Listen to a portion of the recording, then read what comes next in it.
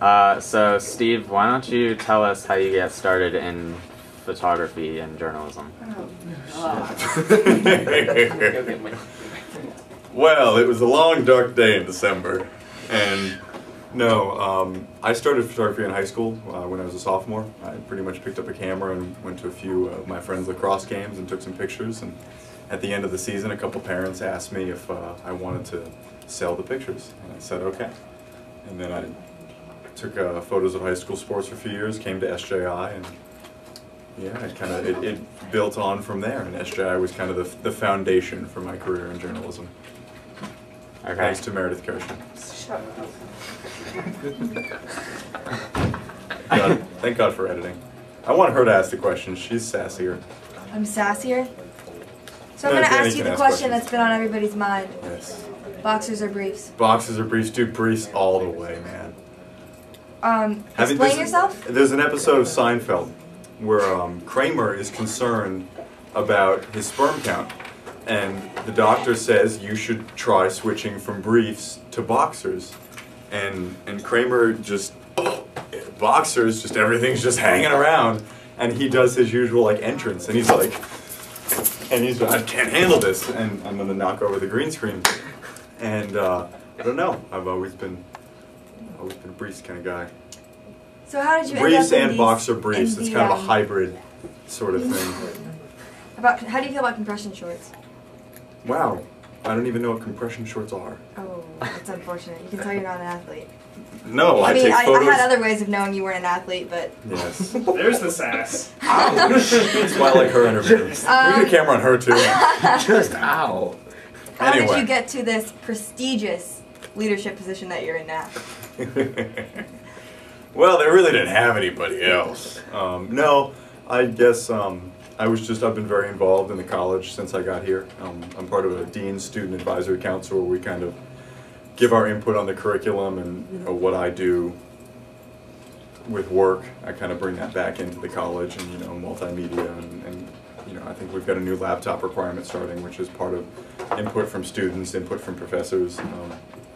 So I guess Meredith thought I was worthy of becoming an RA, and since I'd been a participant in SJI, I kind of knew the program and knew how it worked. So.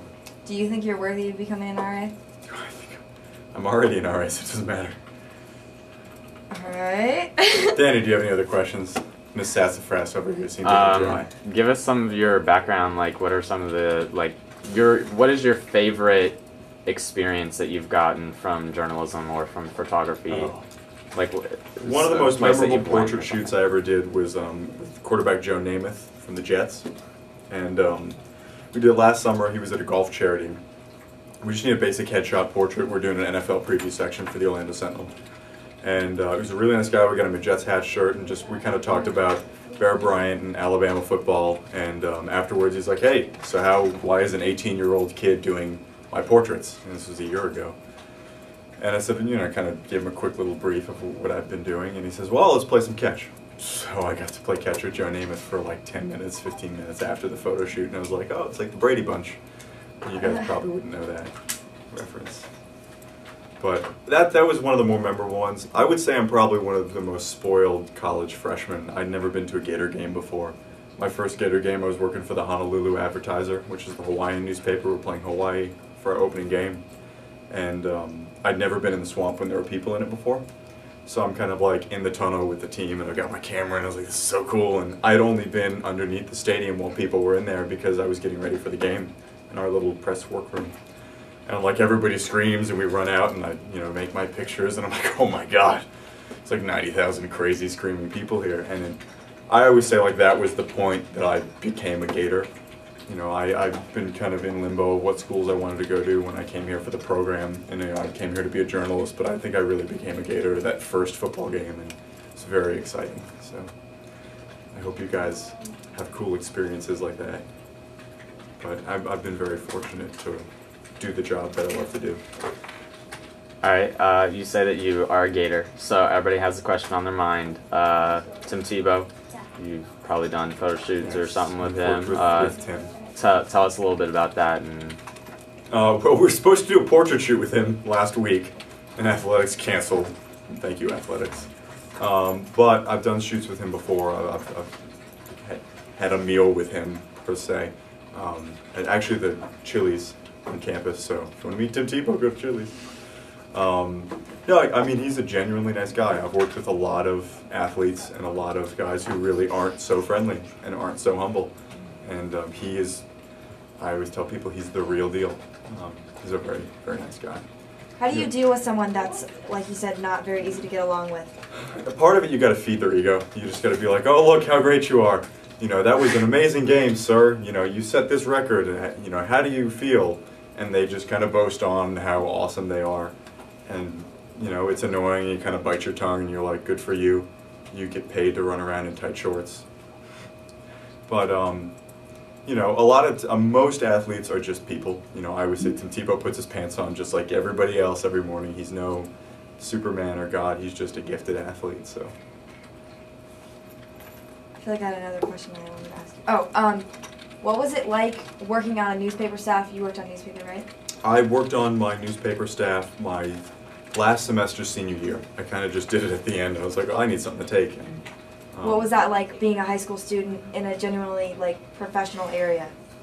It was a little tough because you go from rules of a professional paper, you know, so you can't print certain things, and you're not working with the same professional staff that I worked with at the Sentinel. But my high school paper was great. I mean, I liked the staff. I'm still friends with a number of staff members who were at UF. Good friend of mine was down in Miami who was one of the co-editors, and just kind of, you know, I keep in touch with them. So I enjoyed it. It was a fun experience, but it's definitely a high school paper. You know, it doesn't really compare to a professional paper. But like I said, I've been very fortunate to do the jobs that I've been able to do at such a young age, and hopefully I'll be able to continue to do them. Can you tell me a little bit about, we've been talking about social networking, maybe like meeting people, getting connections. Have you ever had you met someone and it paid off? eharmony.com. You know, find your special someone. No, social networking is really cool, especially with journalists. Even cooler for journalists, because we all like to talk and see what each other, you know, we like to see. I still like to see what articles my friends are writing back at the paper. I like to see what photos, you know, friends of mine are taking overseas. And social networking has really allowed everybody to stay connected with important media.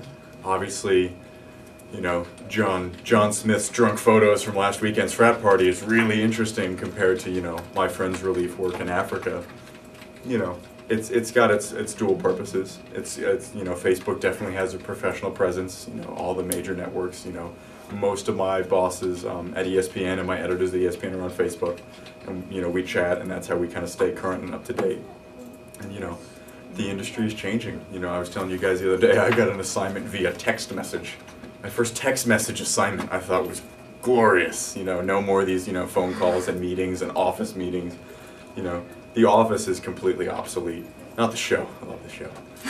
But you know, the office in general, you know, a number of websites are just run from different little places all across the country. So I like the social media. It's got a cool aspect to it. So what would be your ultimate goal? Like what do you strive for every day? I like continue what I'm doing, really. I don't like being in the same city for a long period of time. I don't like offices. You know, I like the fact that I can just wake up every day and be like, what's going to go on today? You know, just kind of, you know, I mean, you know, just this fall, I'm trying to plan out football season, and it's crazy. You know, we've got away football games in Kentucky and Missouri and Louisiana, South Carolina, Georgia, and this is all crammed into the fall, and that's just college. Then you've got NFL. You know, then I do a little bit of high school coverage on Fridays, you know, if it's a big game or if it's state championships, that kind of thing. It's just cool, you get to travel. Obviously, you get other people pay for your vacations. You know, I want to go to Africa next summer. Well, I'll find somebody to pay for it. You know, the World Cup is going to be there next summer, fingers crossed. So. But I think what you guys can take out of SJI is look at it as the starting point or the foundation for your career as journalists, be it in broadcast, multimedia. You can, you know, go back and say, I really started at SJI. Yeah, I did some work in high school, and I kind of worked for my high school paper, but this would be your first thing that you would put on your resume from a professional standpoint. You studied at the University of Florida, you know, with professors who know the business, who've been working in the business. You know, the speakers have been great. Kristen Harmel, love her to death. She gives some of the best advice on interviewing. And all the professors are great. Meredith is, you know, been absolutely amazing and tons of fun to work with. And I'm glad that, you know, what we talked about earlier today, Andrew and I are here to give you the student perspective, you know, what you can do as a student. And I'm really glad I can kind of tell you guys, like, look, you can do this stuff in high school. You don't have to be, you know, this awesome, outstanding, crazy journalist to work for your local newspaper. You can just get started there and, you know, just keep bugging them and be persistent, and things will work out. Awesome.